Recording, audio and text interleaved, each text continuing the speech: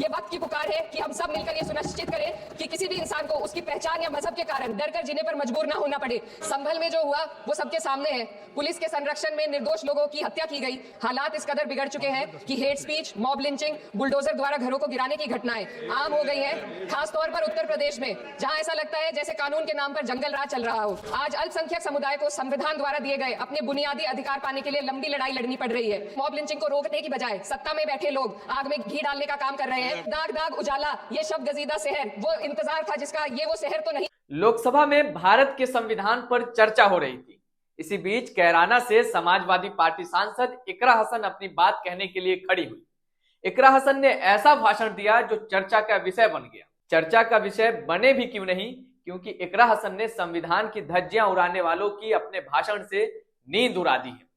इकरा हसन सदन के अंदर hate speech, mob lynching, bulldozer action, दुकानों पर नेम प्लेट, वक्फ बोर्ड, किसान आंदोलन, मणिपुर हिंसा, संभल हिंसा, खाकी वर्दी का इकबाल, अल्पसंख्यकों के खिलाफ हिंसा, यूपी में कानून के नाम पर जंगल राज सहित अन्य कई मुद्दों को बेबाकी से उठाती हुई नजर आई। इकरा हसन ने कहा, आज देश में पिछड़े, दलित, अल्पसंख्यक समुदाय को अपने संवैधानिक अधिकारों और आजादी की हिफाजत के लिए हर रोज मुश्किलों का सामना करना पड़ता है।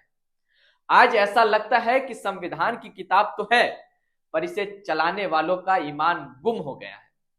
आज हिंदुस्तान में देश के हर वर्ग को किसी न किसी चुनौती का सामना करना पड़ रहा है, मगर अल्पसंख्यक समुदाय, खास तौर पर जो मुसलमान पर कहर टूटा है, वो किसी से छिपा नहीं। ये लोग सिर्फ अपनी मजहबी पहचान की वजह से निशाने पर है। आज हमारे देश में पिछड़े, दलित, अल्पसंख्यक समुदाय को किस तरह अपने संवैधानिक अधिकारों और आजादियों की हिफाजत के लिए हर रोज मुश्किलों का सामना करना पड़ रहा है। आज ऐसा लगता है जैसे संविधान की किताब तो है, पर इसे चलाने वालों का ईमान गुम हो गया है। आज हिंदुस्तान में हर वर्ग को किसी न किसी चुनौती का सामना करना पड़ रहा है, मगर अल्पसंख्यक, खासतौर पर मुसलमानों पर जो कहर टूटा है वो किसी से छुपा नहीं है। ये लोग सिर्फ अपने मजहबी पहचान की वजह से निशाने पर हैं। आगे इकरा हसन यूपी के जंगल राज की चर्चा करती है कि कैसे उत्तर प्रदेश के अंदर खुलेआम कानून की धज्जियां उड़ाई जा रही हैं। इकरा हसन ने अनुच्छेद 15 का हवाला देते हुए कहा, संविधान कहता है कि देश के किसी भी नागरिक के साथ धर्म, जाति या किसी अन्य वजह से भेदभाव नहीं होना चाहिए, लेकिन हकीकत इसके बिल्कुल उलट है।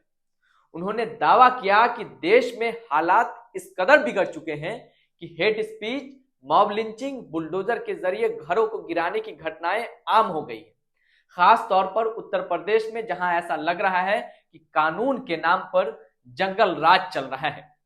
अपने संबोधन के दौरान इकरा हसन ने संभल हिंसा का भी मुद्दा उठाया। उन्होंने कहा, संभल में जो हुआ वो सबके सामने है। पुलिस के संरक्षण में निर्दोष लोगों की हत्याएं की गई और सरकार ने पूरी तरह चुप्पी साधे रखा। अल्पसंख्यक समुदाय के खिलाफ हिंसा लगातार बढ़ती जा रही है, मगर सत्ता में बैठे लोग या तो आंखें मूंदे हुए हैं या फिर इस घटनाओं को बढ़ावा दे रहे हैं। हद तो तब हो जाती है जब न्यायपालिका की बात को भी अनसुनी कर दी जाती है। संविधान का अनुच्छेद 15 कहता है कि किसी भी नागरिक के साथ धर्म, जाति या किसी और वजह से भेदभाव नहीं होना चाहिए, लेकिन हकीकत इसके उलट है। हालात इस कदर बिगड़ चुके हैं कि hate speech, mob lynching, bulldozer द्वारा घरों को गिराने की घटनाएं आम हो गई हैं। खासतौर पर उत्तर प्रदेश में, जहां ऐसा लगता है जैसे कानून के नाम पर जंगल राज चल रहा हो। संभल में जो हुआ वो सबके सामने है। पुलिस के संरक्षण में निर्दोष लोगों की हत्या की गई और सरकार ने चुप्पी साध ली। अल्पसंख्यकों पर हिंसा बढ़ती जा रही है, मगर सत्ता में बैठे लोग या तो आंखें मूंदे हुए हैं या फिर इन घटनाओं को बढ़ावा दे रहे हैं। इकरा हसन आगे अपने भाषण में नेम प्लेट का मुद्दा उठाती है। इकरा हसन कहती है कि साल की शुरुआत में कई राज्यों में दुकानदारों को अपने नाम का बोर्ड लगाना पड़ा, यानी लगाने के लिए बाध्य किया गया। इसे सेहत और सुरक्षा के कानून का हिस्सा बताया गया, मगर असल मंशा कुछ और थी। नेम प्लेट लगाने का मकसद मुसलमान दुकानदारों को निशाना बनाकर उठाया गया ताकि उनकी रोजी रोटी पर चोट की जाए। हालात यह है कि सत्ता में बैठे लोग आग में घी डालने का काम कर रहे हैं। उनकी जुबान से ऐसी बातें निकलती है जो नफरत को और बढ़ावा देती है। यह अशांति अब इतनी गहराई तक फैल चुकी है कि हमारे समाज के धर्मनिरपेक्ष चरित्र पर गंभीर सवाल उठने लगे हैं। इकरा हसन ने कहा, मुरादाबाद में एक मुस्लिम डॉक्टर को हिंदू बाहुल्य इलाके में घर खरीदने पर विरोध का सामना करना पड़ा।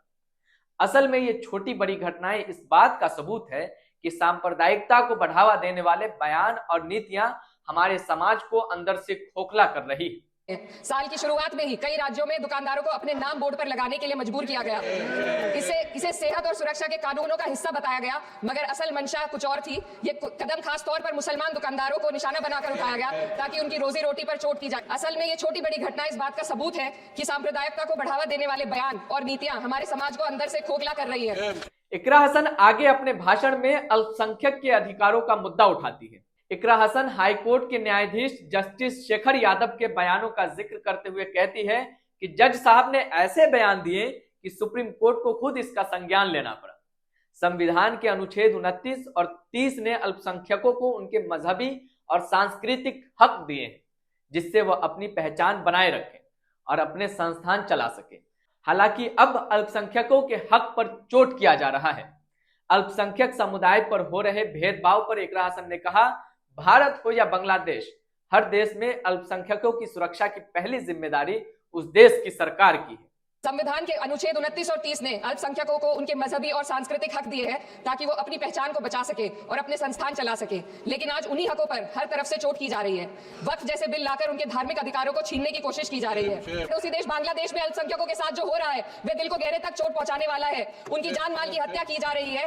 बांग्लादेश हो या हिंदुस्तान हो या कोई और देश, अल्पसंख्यकों की सुरक्षा, इज्जत और अधिकारों की हिफाजत हर सरकार की सबसे पहली जिम्मेदारी होनी चाहिए।